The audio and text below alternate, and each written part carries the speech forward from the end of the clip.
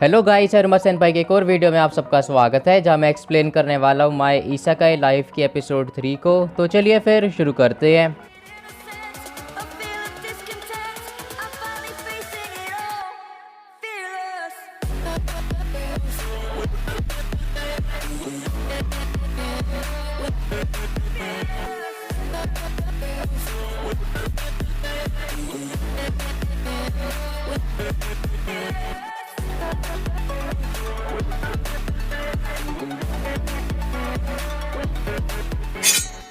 Episode start होता है जहाँ पर फॉरेस्ट में टीना, लीसा और यूजी अर्थ ड्रैगन को ढूंढ रहे हैं, बट उनके पास कहीं पर भी अर्थ ड्रैगन की कोई लोकेशन नहीं है एंड वो कहीं पर भी नहीं दिख रहा। लेकिन वहाँ पर बहुत तेज हवा चल रही होती है, जिसको लेकर टीना कहती है कि स्ट्रॉन्ग विंड असल में डिलाइट कैनियन से आती है। यूजी के स्लाइम से डिलाइट कैनियन की लोकेशन उसे दिखाते हैं एंड टीना बताती है कि डिलाइट कैनियन को असल में वैली ऑफ द विंड भी बोलते हैं, जहाँ पर तेज हवाएं चलती हैं एंड झोंके आते रहते हैं। एंड पुरानी स्टोरीज के अकॉर्डिंग ये स्ट्रॉन्ग विंड असल में अर्थ ड्रैगन की ब्रेथ है, बट इसकी कोई गारंटी नहीं है उनके पास।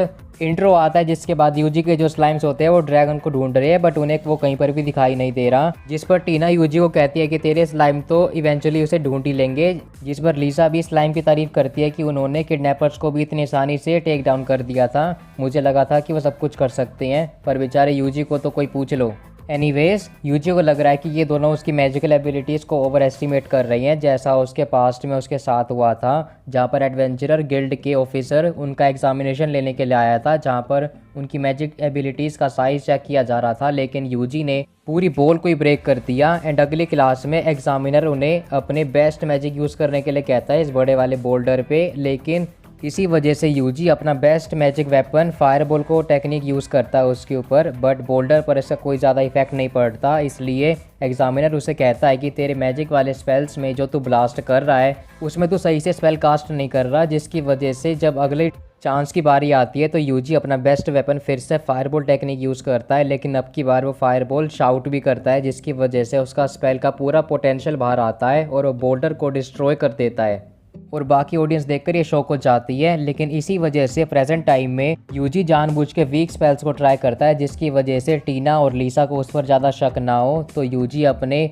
मैजिक लिमिटर टेस्ट करता है, जिसमें वो स्लाइम्स को मेनली रोक अटैक और या फिर कई वाटर कैनन यूज़ करने के लिए कहता है, जो लो लेवल के मॉन्स्टर्स को डिफीट करने के लिए काफ़ी है। और स्लाइम्स को ये करके बड़ा मज़ा भी आ रहा है, स्पेशली वो एम्बर वाला तो ज़्यादा ही खुश हो रहा था। टीना वरीड होने लग जाती है कि फॉरेस्ट में अभी तक उनको कोई मॉन्स्टर क्यों नहीं दिखा, अभी तक तो मॉन्स्टर दिख जाना चाहिए था। जिस पर यूजी उन्हें बताता है कि उसके स्लाइम्स ने सभी मॉन्स्टर्स को डिफीट कर दिया। टीना ये सुनकर खुश हो जाती है एंड शौक भी, क्योंकि यूजी के स्लाइम्स इतने ज़्यादा पावरफुल हैं। पर तभी स्काई का कलर चेंज हो जाता है एंड मून का भी कलर ब्लू हो जाता है, जो तुम पिछले एपिसोड में बात चल रही थी उसकी। एंड यूजी बोलता है कि उसके स्लाइम्स का नहीं किया धरा।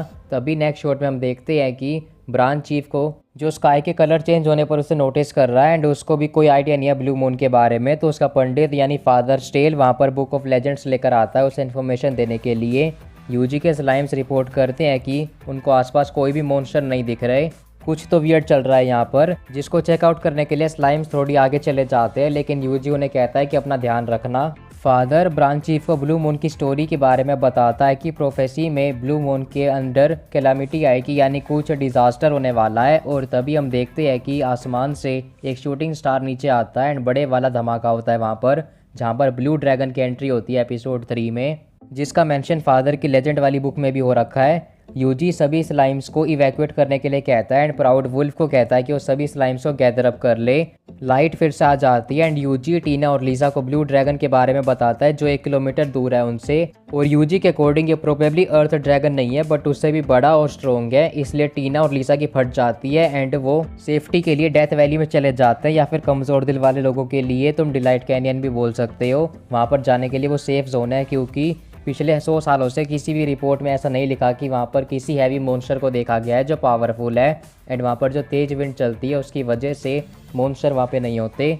लेकिन यूजी फिर भी प्राउड वुल्फ को आगे भेज देता है मॉनिटर करने के लिए सब कुछ, क्योंकि उसे इन दोनों की बातों पर ज़्यादा भरोसा नहीं है। एंड रियलिटी में वहाँ पर मॉन्स्टर होते हैं, so much for their 100 year fake reports. But यूजी फिर भी अपना वीक मैजिक वाले स्पेल्स को यूज़ करता है, जैसे एम्बर वगैरह। और प्राउड वुल्फ स्लाइम्स को एक्शन में देख के इंप्रेस हो जाता है। लेकिन टीना फटाफट किलिया पैलेस में जाके छुपने का प्लान बना रही है, लेकिन रास्ते में बहुत सारे मॉन्स्टर मरे हुए होते हैं जिस पर यूजी बताता है कि ये उसके स्लाइम्स का किया धरा है। पर तभी बेचारे स्लाइम्स के पीछे स्ट्रॉन्ग लेवल वाला मॉन्स्टर पड़ जाता है या फिर कहे भालू, जिसको स्लाइम्स बड़े इजीली हवा में उड़ा देते हैं एंड प्राउड वुल्फ उनसे खुश हो जाता है और वो भागते भागते डिलाइट कैनियन से बाहर आ चुके हैं, जिस पर यूजी को वो रिपोर्ट देते हैं कि मॉन्स्टर अब नहीं है यहाँ पर एक भी। लेकिन तभी अर्थ ड्रैगन की एंट्री होती है जो अंडरग्राउंड छुपा हुआ था, लेकिन वो इतना ज़्यादा हार्डकोर नहीं लग रहा ब्लू ड्रैगन के जितने, पर फिर भी टीना और लीसा जाके छुप जाते हैं एंड यूजी ज़्यादा बड़ा सीन क्रिएट नहीं करना चाहता, इसलिए वो अपने वीक वाले स्पेल्स को यूज़ करता है उसके ऊपर, जैसे रॉक शॉट हो गया। बट ये जो वीक वाले स्पेल्स होते हैं ये अर्थ ड्रैगन पर ज़्यादा कोई इफेक्ट नहीं पड़ता इसका, इसलिए यूजी अपने पावर लेवल्स को बढ़ा देता है। लेकिन बीच में ही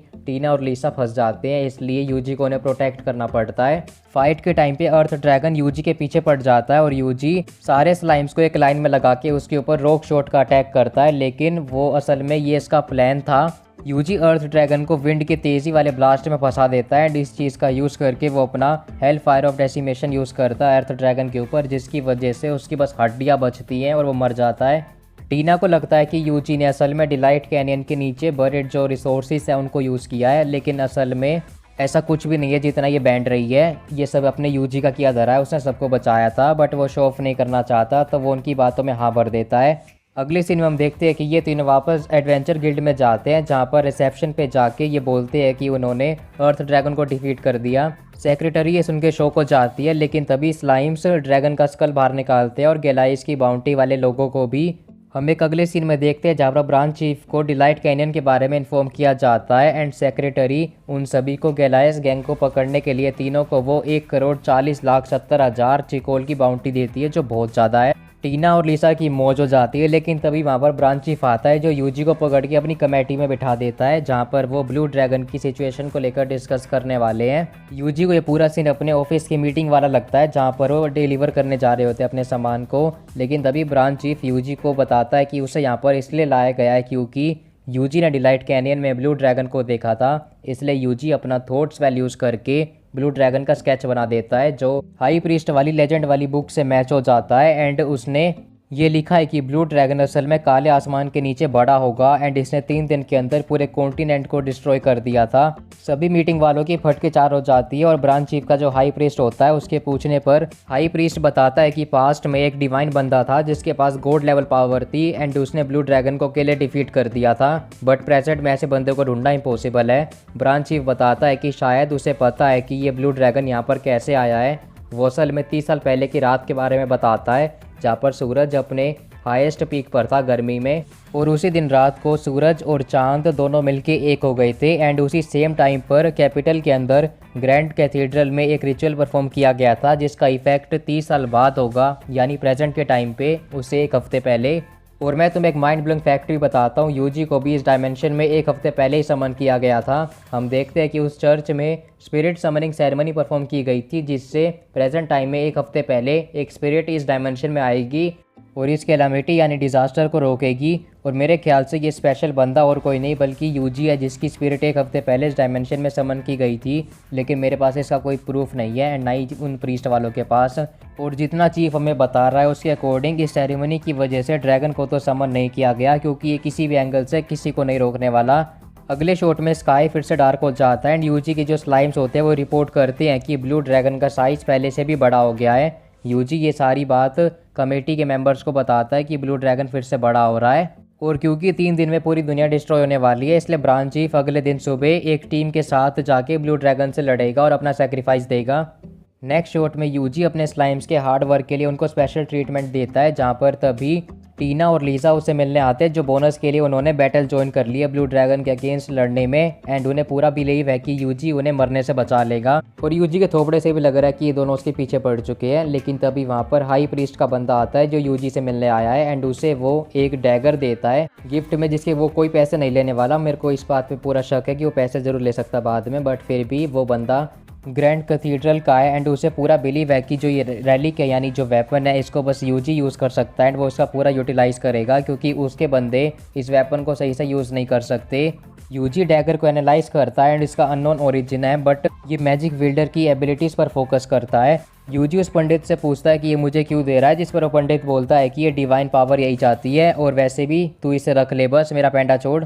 और अगले सीन में हम देखते हैं कि वो हाई प्रीस्ट जाके जोहान के साथ प्रे करने लग जाता है एंड यूजी अपने बेड पर होता है और अगले दिन के बैटल के बारे में सोच रहा होता है, लेकिन तभी उसके स्लाइम्स रिपोर्ट करते हैं कि ड्रैगन का साइज फिर से बहुत ज़्यादा इंक्रीज़ हो गया है। और फिर हमें एक पास्ट का सीन दिखाया जाता है जहाँ पर यूजी अपने एग्जामिनर से पूछता है कि अनयूजुअल मैजिक का क्या मतलब है, उसका मैजिक वीक है क्या, जिस पर एग्जामिनर उसे गंदी सुनाता है एंड कहता है कि अब यो गधे के बच्चे, इस अनयूजुअल का मैजिक का मतलब है कि तेरा मैजिक बहुत ज़्यादा स्ट्रॉन्ग है। इसलिए प्रेजेंट टाइम में यूजी डिसाइड करता है कि वो अकेले अपना पूरा ट्राई करेगा ब्लू ड्रैगन से फाइट करने में। और यहीं पर एपिसोड एंड हो जाता है। और वीडियो भी अगर आपको वीडियो अच्छी लगी तो लाइक कर देना और चैनल को सब्सक्राइब करना मत भूलना। मैं आपसे मिलूंगा अगली वीडियो में।